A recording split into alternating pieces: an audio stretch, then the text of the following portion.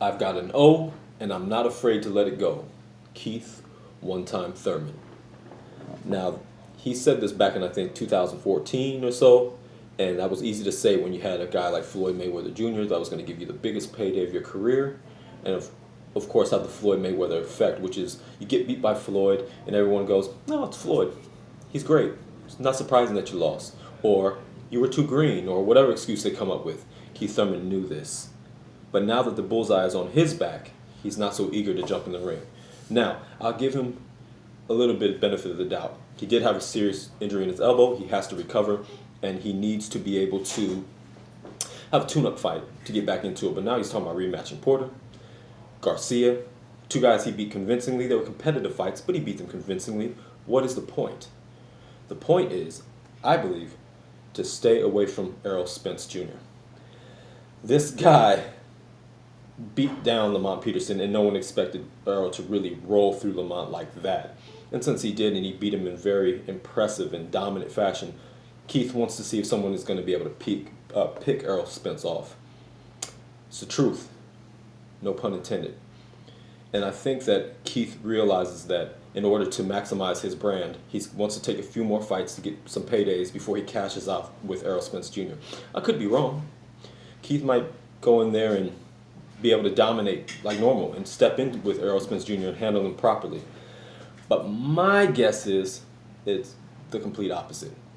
And I don't like to call any fighter scared.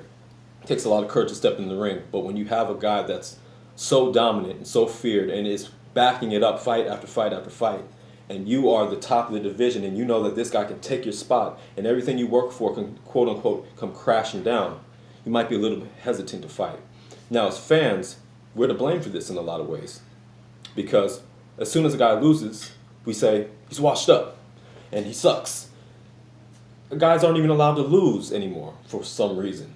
What happened to losing a fight, coming back and bouncing back even stronger?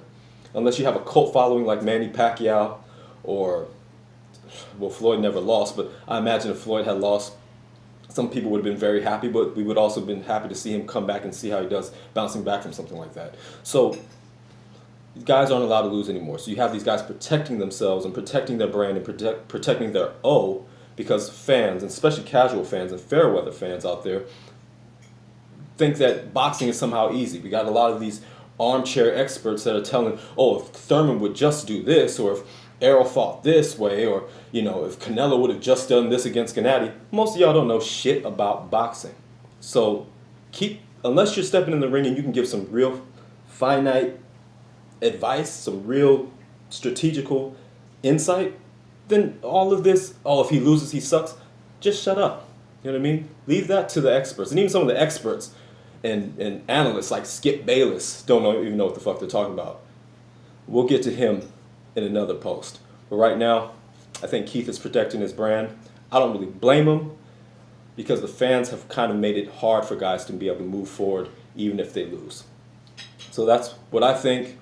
Let me know what you think. Comment at the bottom. Don't forget to share, like, and subscribe. It's Charles Jordan, and I'm out. Peace.